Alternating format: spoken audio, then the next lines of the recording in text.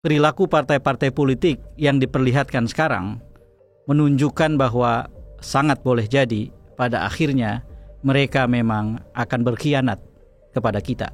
Kita saksikan bahwa di banyak tempat koalisi-koalisi dibangun berbasis dua gejala, mengejar insentif kekuasaan yang dimiliki oleh partai-partai dan pimpinan partai dan melayani ketakutan di penjara. Jadi partai-partai sesungguhnya elit-elitnya sedang diajak masuk ke dalam satu ruangan sebagai satu insentif. Di dalamnya mereka menjadi bagian dari koalisi yang berbagi kekuasaan. Sebuah ruangan yang penuh uang kalau pakai ibarat yang sederhana. Tetapi sesungguhnya di salah satu bagian ruangan itu ada satu pintu yang kalau dibuka itu langsung menuju ke dalam penjara. Itulah situasi yang kita saksikan sekarang.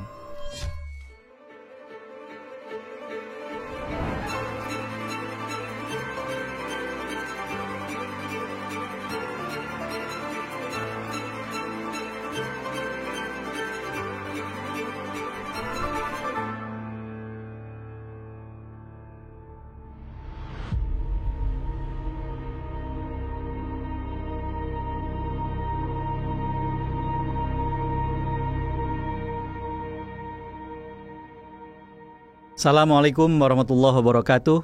Jumpa lagi dalam Keep Talking, Kang Eb bicara. Saya ingin membicarakan sesuatu yang sebetulnya membuat kita sedih. Perilaku partai-partai politik saat ini dan terutama menjelang Pilkada 2024 November nanti. Kenapa saya bilang bikin sedih? Karena perilaku partai-partai politik yang diperlihatkan sekarang menunjukkan bahwa sangat boleh jadi pada akhirnya mereka memang akan berkhianat kepada kita, para pemilihnya, para konstituennya yang di berbagai daerah pemilihan atau dapil sudah memilih kandidat atau partai itu, atau keduanya. Yang ingin saya bicarakan adalah adanya dua kecenderungan pada partai politik pada saat ini, dan itu semakin hari semakin telanjang, semakin terang benderang kita lihat, kita saksikan.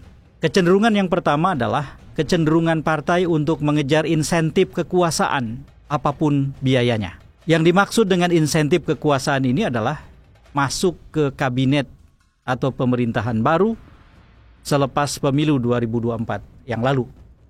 Kita tahu bahwa Presiden terpilih Prabowo Subianto bersama dengan wakilnya Gibran Rakabuming Raka saat ini sedang menyusun kabinet tentu saja. Dan itu adalah bagian dari proses konstitusional yang harus mereka jalani hingga kemudian dilantik nanti, diinaugurasi pada 20 Oktober tahun 2024 dan kemudian segera setelah itu mengumumkan kabinetnya. Ada pepatah yang mengatakan bahwa gagal itu yatim piatu, sukses itu banyak orang tuanya, atau ada gula, ada semut. Siapapun yang menang dikerubungi oleh para elit dan partai-partai yang berusaha ingin bergabung dalam pemerintahan.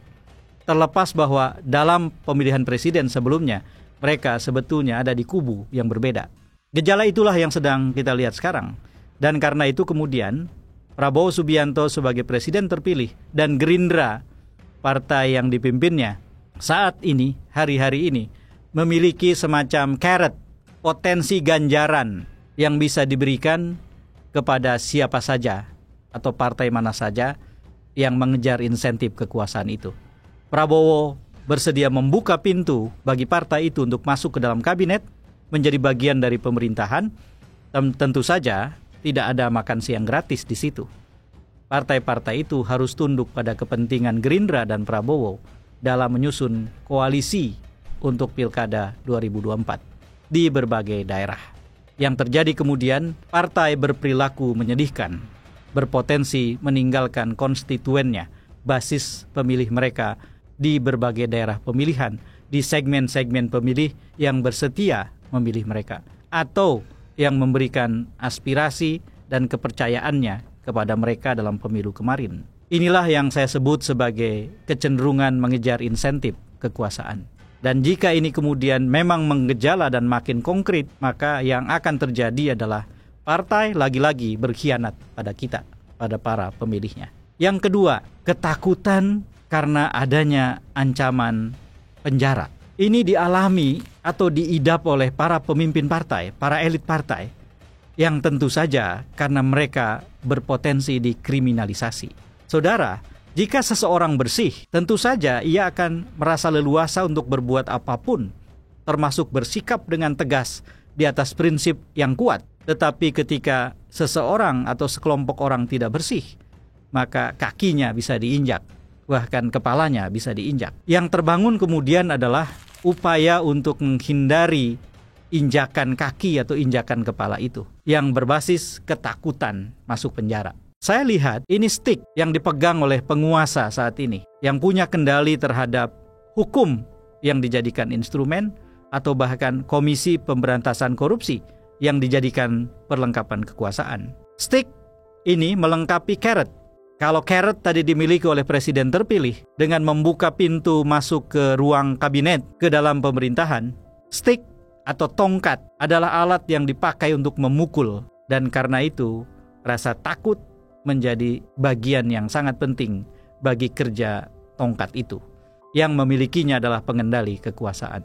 Maka elit-elit partai politik yang merasa dengan mudah bisa dikriminalisasi, dengan mudah bisa diperkarakan dan dimasukkan ke penjara, kemudian melayani rasa takutnya itu dan tunduk pada kepentingan partai milik penguasa. Saya harus ulangi saudara-saudara, frasa partai milik penguasa.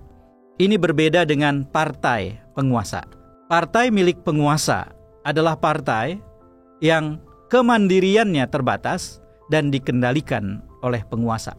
Partai penguasa adalah partai yang secara kelembagaan, secara institusional memang berkuasa, punya kemandirian kelembagaan atau kemandirian institusional. Kita tidak punya itu. Dengan sangat sedih kita harus bilang bahwa yang ada sekarang adalah partai milik penguasa.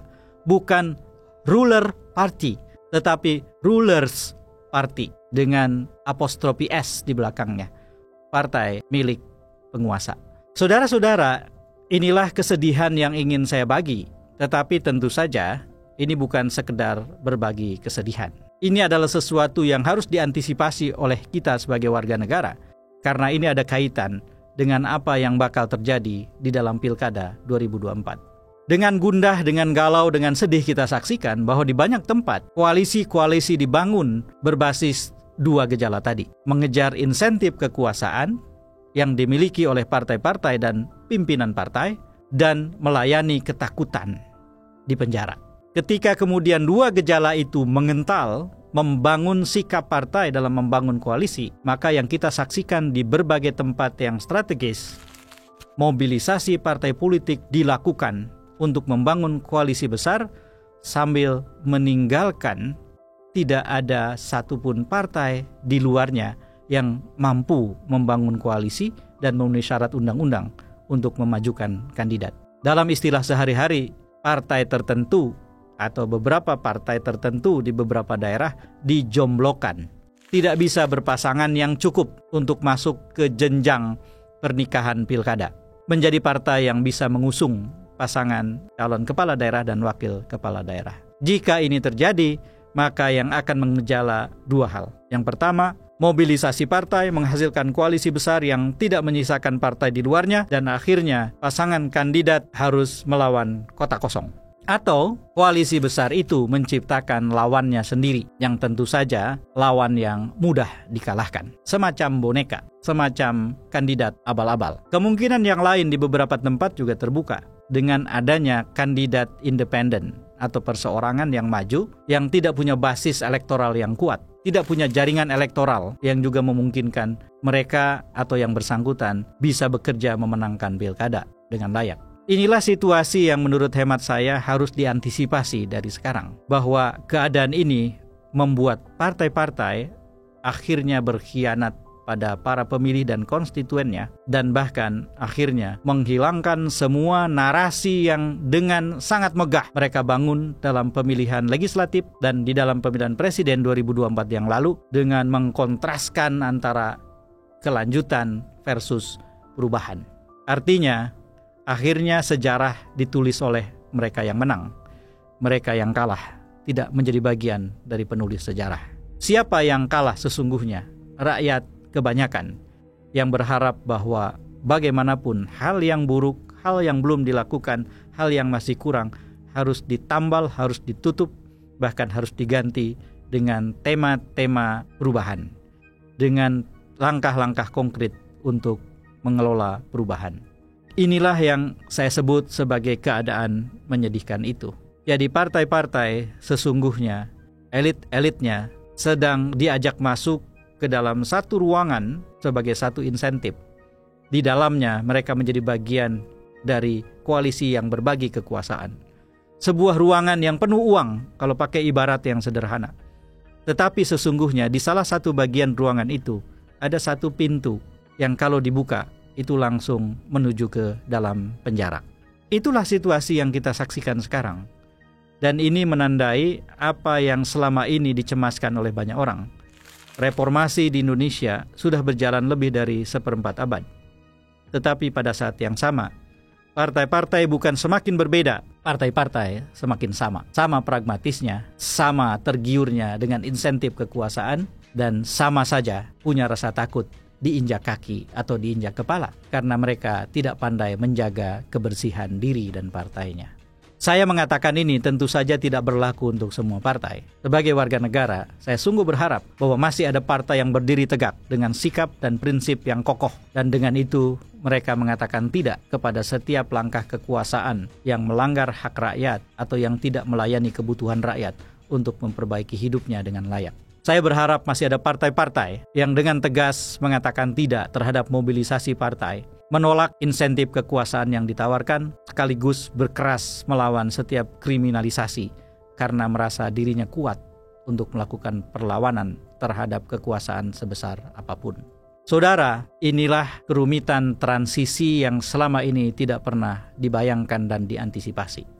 Mantan penguasa yang hendak pergi ternyata memiliki ketakutan yang sangat besar bahwa setelah tidak berkuasa, ia akan menjadi korban kriminalisasi seperti banyak orang sudah menjadi korban selama masa kekuasaannya. Pada saat yang sama, penguasa yang baru saja terpilih lewat pemilu, tentu saja harus berhadapan dengan sisa-sisa warisan kekuasaan yang lama. Dan karena itu, ia harus memperkuat diri apapun caranya, apapun biayanya. Transisi yang mempertemukan dua kepentingan itu akhirnya menjadi transisi yang basisnya adalah pengejaran kekuasaan yang sangat elitis, mengabdi kepada kepentingan-kepentingan pucuk-pucuk pimpinan partai politik dan elit politik secara umum, dan yang kita khawatirkan kemudian adalah rakyat tidak ditimbang, rakyat jadi korban. Berbicara dengan sedih tentang ini bukan berarti bahwa kita melempem, bukan berarti bahwa kita tidak melawan. Justru saya menggarisbawahi ini untuk menegaskan bahwa jangan pernah mau menjadi korban dari demokrasi. Jangan pernah mau diperlakukan seenaknya oleh siapapun yang berkuasa. Jangan pernah mau menjadikan diri sendiri sebagai korban berkelanjutan dari perilaku kekuasaan dan partai politik yang tidak layak, yang tidak elok, dan tidak pantas. Tidak ada orang lain yang akan membuat kita terhindar jadi korban. Kitalah yang harus tegak berdiri untuk melawan itu. Sekecil apapun kekuatan kita, ketika berhimpun dalam kelompok, membangun organisasi, dan membangun jaringan, maka itu akan menjadi kekuatan demokratis yang akan dihitung oleh siapapun. Mari perkuat diri sendiri, perkuat kelompok, perkuat organisasi, dan mulai rajin membangun jejaring. Dengan cara itulah warga negara akan mengatakan dengan tegas bahwa siapapun Anda boleh berkuasa dan melakukan apapun, tetapi jangan harap kami akan tinggal diam dan tidak melawan jika Anda sewenang-wenang. Saya Aib Saifullah Fatah, wallahul muwafiq laqwamit thoriq. Assalamualaikum warahmatullahi wabarakatuh.